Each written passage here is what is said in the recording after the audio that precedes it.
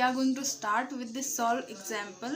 So here, if a person weighs 750 Newton on the earth, how much would be his weight on the moon, given that moon's mass is 1/81 of that earth and its radius is 1/3.7 of the earth. Okay, तो यहाँ पे पूछा है कि अगर एक person का wait 750 Newton है तो उसका वेट मून पे क्या होगा. सो मून का मास जो है वो 1/81 अर्थ का 1/81 पार्ट है और रेडियस क्या है 1/3.7 पार्ट है. ठीक है, मून पे. सो यहाँ पे देखते हैं क्या है. Given weight of earth 750 Newton बोला है और मतलब ये आदमी का अर्थ पे वेट 750 न्यूटन था, इसलिए यहाँ पे weight of earth 750 newton. Ratio of mass of earth to the mass of moon ME/mm that is 81. Okay, यहाँ पे और मतलब mass of earth upon mass of moon किया तो 81 आया. अभी ratio of radius of earth to the radius of moon RE/RM यानी कि radius of earth upon radius of moon करेंगे. इक्वल्स टू क्या आएगा 3.7. अर्थ पे 3.7 रेडियस है और 81 उसका मास है, बट मून पे जाने के बाद वो 1/1 हो जाता है. ओके, सो यहाँ पे अभी let the mass of the person be mkg. Mass mkg हमने कंसिडर किया. So weight of the earth is equal to m/g. हमने लास्ट वाले फॉर्मूला में देखा था कि फोर्स और वेट का फॉर्मूला सेम होता है, तो m/g तो इक्वल्स टू 750 आ जाता है यहाँ पे. ठीक है, और इसके बाद जो कि ऑलरेडी यहाँ पे गिवन है इक्वल्स टू mgme/re². इसका मीनिंग क्या है, मास इंटू ग्रेविटेशनल फोर्स और mass of earth upon radius of earth whole square. ठीक है, equals therefore m is equals to यहाँ पे 750 लिया गया है, मास 750 है इसलिए. ओके, और RE² एज इट इज मतलब ऊपर लिया गया है अपॉन G इंटू ME², यानी कि m इज इक्वल्स टू किया ना, तो अगर m यहाँ पे रहेगा और बाकी सब इधर ले जाएंगे तो बाकी सब ऊपर चला जाएगा और ये नीचे आ जाएगा. राइट, तो इसलिए हमने इसे क्वेश्चन नंबर 1 किया. अभी वेट ऑफ मून क्या है, स्मॉल m GMM मतलब mass of moon upon RM². Same formula, ये मास ऑफ अर्थ था, यहाँ पे मास ऑफ मून हो गया है. ये रेडियस ऑफ अर्थ था, ये रेडियस ऑफ मून हो गया है.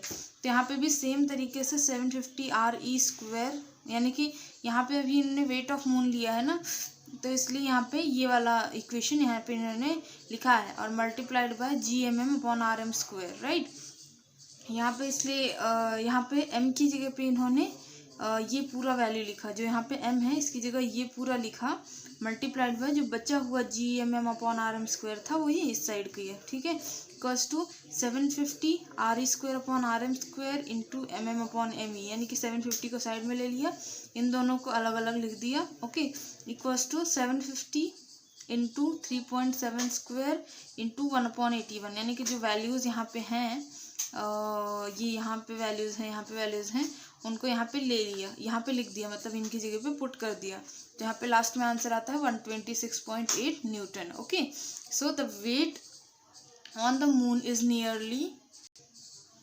1/6 of the weight of the earth. ठीक है, on the earth we can write the weight of moon as mgm. ठीक है, वेट ऑफ मून हम mgm लिख सकते हैं. gm is the acceleration due to gravity, दस gm is the 1/6 of the g on the earth. Okay, so ये sentence सिर्फ पढ़ लेना है. ठीक है, ये वाला एग्जाम्पल हमने देखा, आगे देखते हैं क्या है. इसके आगे हम देखेंगे free fall. Okay, so free fall क्या है वो पढ़ते हैं. We know that force of gravity due to earth acts on each and every object. When we were holding the stone in our hand, the stone was experiencing this force, but it was balanced by force that we are applying on it in the opposite direction. As a result, the stone is remained at rest. ठीक है, तो यहाँ पे क्या बोल रहे हैं कि हमें पता है कि force of gravity due to earth जो है वो हर एक ऑब्जेक्ट पे अप्लाई होती है. सो अगर हम कोई स्टोन अपने हाथ में रखते हैं तो उस पर अर्थ का ग्रेविटेशनल फोर्स वर्क करता है, पर हम उसमें हमारा भी फोर्स ऐड करते हैं उसे पकड़े रहने के लिए, इसलिए उस टाइम पे स्टोन जो है वो रेस्ट वाली पोजीशन में रहता है, यानी कि रेस्ट पे रहता है. Once we release the stone from our hands, the only force that acts on it is the gravitational force of the earth. And the stone falls down under its influence, यानी कि अगर हम stone को हाथ से छोड़ देंगे तो उस पर सिर्फ एक ही फोर्स एक्ट होगा, जो होगा ग्रेविटेशनल फोर्स अर्थ का, और उसके थ्रू वो स्टोन नीचे गिर जाएगा। ठीक है, whenever an object moves under the influence of the force of gravity alone it is said to be a falling freely, यानी कि जब कोई भी ऑब्जेक्ट अंडर इन्फ्लुएंस यानी कि ग्रेविटी के अंडर चला जाता है तब उसे हम फॉलिंग फ्रीली बोलते हैं। दस the released stone is in a free fall, मतलब जब हमने हाथ से छोड़ दिया तो उस पर कोई भी फोर्स एक्ट नहीं हो रहा था हमारे थ्रू, तो इसलिए वो फ्री फॉल हो रहा था, इसलिए हम उसे फ्री फॉल बोलेंगे। In a free fall the initial velocity of the object is zero, यानी कि इनिशियल वेलोसिटी जीरो हो जाती है and goes on increasing due to acceleration due to gravity on the earth, यानी कि जो एक्सेलरेशन ड्यू टू ग्रेविटी होता है अर्थ का, उसके थ्रू ही वो फ्री फॉल होता है। During free fall the frictional force due to air oppose the motion of the object and a bound force also acts on the object, यानी कि जब फ्री फॉल होता रहता है तो एयर भी अपोज करता है उस ऑब्जेक्ट के मोशन को, बट फिर भी ग्रेविटेशनल फोर्स की वजह से वो मूव करता ही है। ठीक है, वो फ्री फॉल होता ही है। दस true free fall is possible only in vacuum, यानी कि वैक्यूम में, एयर में ही ट्रू फ्री फॉल पॉसिबल है, बिकॉज अगर हम पानी में छोड़ेंगे तो वो बहुत स्लोली नीचे जाता है, इसलिए एयर में ही फ्री फॉल पॉसिबल है। For a freely falling object the velocity on reaching the earth and the time taken for it can be calculated by using Newton's equation of motion, यानी कि हमें gravity को कैसे, free falling object का जो वो gravity के through नीचे जाता है वो हम कैसे कैलकुलेट करेंगे, तो वो न्यूटन्स इक्वेशन ऑफ मोशन से। For free fall the initial velocity यानी कि u equals to zero and acceleration यानी कि a equals to g, thus we can write equation as v is equals to g into t, और s is equals to half g t square और v square is equals to 2gs। For calculating the motion of object thrown upward acceleration is negative. ठीक है, अगर ऊपर की तरफ हम फेंकते हैं तो एक्सेलरेशन नेगेटिव होता है, यानी कि माइनस लगता है। That is in the direction of opposite of the velocity and is taken to be minus g, यानी कि अगर वो ऊपर की तरफ जाता रहेगा, अपोजिट डायरेक्शन में जाता रहेगा, तब उसको माइनस जी बोलेंगे, और जब वो फ्रीली फॉलिंग होगा तब उसे प्लस जी बोलेंगे। The magnitude of g is the same but the velocity of object decreases because of this negative acceleration. ठीक है, the moon and the artificial satellites are moving only under the influence of gravitational field of the earth, thus they are in a free fall, यानी कि जो हमारे satellites वगैरह यहाँ पे universe में घूम रहे हैं वो सिर्फ अर्थ के ग्रेविटेशनल फील्ड के इन्फ्लुएंस में घूम रहे हैं। ठीक है, thus they are in free fall, यानी कि वो फ्री फॉल में है। ओके, आगे देखते हैं। अभी देखते हैं सॉल्व्ड एग्जाम्पल्स यहाँ पे। तो एग्जाम्पल नंबर 1 है, an iron ball of mass 3 kg is release from a height of 125 metre and falls freely to the ground, assuming that the value of g is 10 metre per second square and calculate time taken by the ball to reach the ground. Then second, velocity of the ball on reaching the ground. Third, the height of the ball at half the time it takes to reach the ground. Okay, so यहाँ पे given है m is equals to 3 kilogram and distance traveled by ball s is equals to 125 meter. Initial velocity of the ball u is equals to 0 and acceleration a is equals to g is equals to 10 metre per second square. Acceleration और जी इन दोनों की value same ही होती है। Okay, and after that Newton's second equation of motion gives, ये Newton second equation of motion है जहाँ पे s is equals to u t plus half a t square है। ये फॉर्मूला आपको याद करना पड़ेगा। यहाँ पे हम वैल्यूज़ पुटअप करेंगे जो हमारे पास ऑलरेडी गिवन है, और आफ्टर दैट हमें t is equals to 5 seconds मिल जाएगा। ओके, तो the ball takes 5 seconds to reach the ground. पहला हमारा कंडीशन सॉल्व हो गया, हमें यहाँ पे टाइम निकालना था। ओके, आफ्टर दैट यहाँ पे हमने टी स्क्वायर फाइंड आउट किया है तो हम इसको टी में कन्वर्ट करेंगे। ओके, तो यहाँ पे ये मत भूलना, ये स्टेप इम्पॉर्टेंट है। Okay, then after that according to the Newton's first equation of motion final velocity यानी कि v is equals to u plus a t. Okay, so यहाँ पे अभी क्या करना है हमें, u is equals to u plus a t में यहाँ पे हमारे पास जो भी गिवन है उसको हमें यहाँ पे पुट कर देना है और सिंपली हमें 50 मीटर पर सेकेंड मिल जाएंगे। Okay, so the velocity of the ball on reaching the ground is 50 metre per second. Okay, यहाँ पे आपको मतलब यहाँ पे आपको फॉर्मूला डायरेक्टली गिवन है वेलोसिटी का, v = u + at। सो आपको डायरेक्टली पुट करना है और आंसर फाइंड आउट कर लेना है। ओके, अभी थर्ड है आपका हाफ टाइम। ओके, तो यहाँ पे अभी हमें क्या करना है, हाफ टाइम = t = 5/2। अभी हमें टाइम 5 सेकेंड मिला था, तो हाफ टाइम क्या होगा, t = 5/2, दैट इज 2.5 सेकेंड्स। तो यहाँ पे अभी क्या है, ball's height at this time = s। Okay, तो according to Newton second equation s = ut + ½ at², right. So यहाँ पे भी क्या होगा,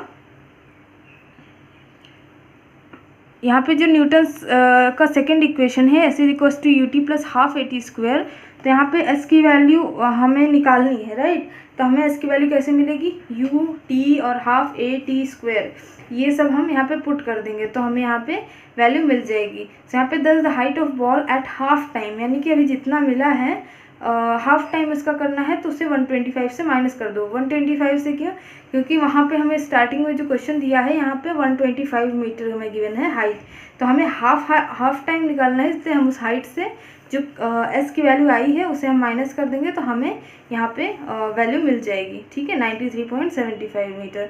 सो यहाँ पे हमारा आंसर ख़त्म होता है। ओके, हमने तीनों कंडीशंस देखी, ऑब्जर्व की और सॉल्व कर ली। ओके, अगला एग्जाम्पल देखते हैं।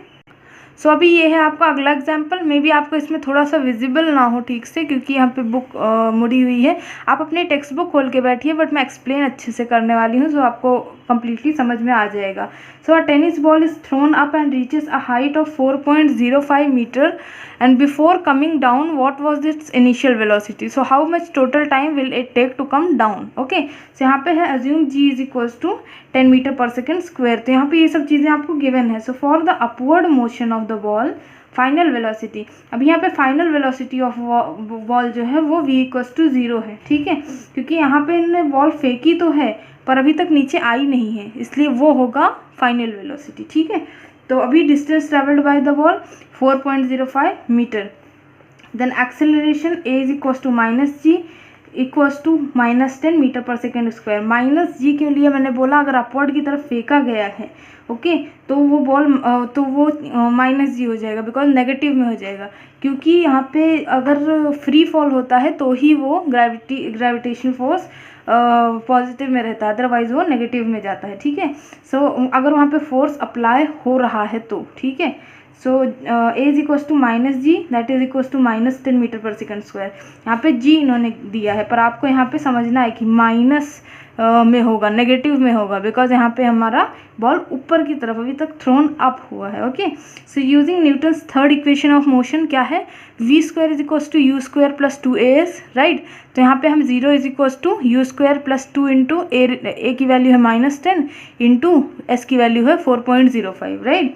तो यहाँ पे हम सब कुछ पुट कर देंगे तो u² 81 आ गया, u 9 मीटर पर सेकेंड आ गया, तो इनिशियल वेलोसिटी हमें मिल गई 9 metre per second. Okay, now let us consider downward motion of the ball, यानी कि जब वो नीचे की तरफ आएगी तो वहाँ पे t सेकेंड्स, यानी कि अभी तक टाइम नहीं पता है, तो t सेकेंड्स में वो नीचे आएगी, तो हमें वही टाइम फाइंड आउट करना है, right. So now the initial velocity of the ball is 0। अभी तक हमारी फाइनल वेलोसिटी 0 थी, अब हमारी इनिशियल वेलोसिटी यानी कि u 0 है यहाँ पे। So distance travelled by the ball on reaching the ground is 4.05 metre. Okay, वो यहाँ पे हाइट गिवन है 4.05। As the velocity of the acceleration are in the same direction a equals to g equals to 10 metre per second. a और g की value same होता है, मैंने आपको बताया है। सो एक्सेलरेशन और g की वैल्यू सेम है, तो according to the Newton second equation of motion, Newton's का सेकेंड इक्वेशन लगाएंगे तो s is equals to ut + ½ at²। अभी आप सोच रहे होंगे कि हम यहाँ पे न्यूटन का सेकेंड इक्वेशन ही क्यों लगाएंगे, बिकॉज टाइम हमें फाइंड आउट करना है और t जो है न्यूटन की सेकेंड इक्वेशन में ही मिलता है, इसलिए हम यहाँ पे न्यूटन का सेकेंड इक्वेशन लगाएंगे। ओके, सो यहाँ पे हमें टाइम फाइंड आउट करना है, तो हम क्या करेंगे, यहाँ पे हमने जो वैल्यूज़ ऊपर फाइंड आउट की हुई हैं जो हमें गिवन है वो वैल्यूज़ हम यहाँ पे पुट कर देंगे और बचा t²। तो t² को एक साइड लेके बाकी सब वैल्यूज़ को इधर कर देंगे, तो यहाँ पे आ जाएगा 4.05 divide by 5 okay equals to 0.8 0.81, यानी कि इनको डिवाइड करने पे 0.81, तो टी स्क्वायर है 0.81, तो टी क्या हो जाएगा 0.9 second. Okay, so the ball will take 0.9 second to reach the ground. It will take the same time to go up. Thus the total time taken is 2 into 0.9 equals to 1.8 second. Okay, यहाँ पे बोला गया है कि जितना time वो ऊपर जाने मिलेगा उतना ही टाइम वो नीचे आने मिलेगा, इसलिए उसको उन्होंने 2 into 0.9 से मल्टीप्लाई कर दिया और फाइनली हमें मिल गया 1.8 सेकेंड, जो हमारा फाइनल आंसर है. ओके, सो आज के लिए ये वीडियो में इतना ही. अगर वीडियो पसंद आई हो, अगर समझ में आया हो, तो वीडियो को लाइक कीजिए, शेयर कीजिए और चैनल को सब्सक्राइब कीजिए. ओके, ताकि मैं और वीडियोस भी आपको बना सकूं. अगले पार्ट में हम लास्ट वाला लेंगे, वो हमारा आखिरी पार्ट होगा. उसके बाद हम एक्सरसाइज की तरफ जाएंगे, न्यूमेरिकल्स वगैरह सॉल्व करेंगे और क्वेश्चन आंसर्स भी अगर पॉसिबल हुआ तो देखेंगे. ओके, सो आज के लिए इतना ही. Thank you.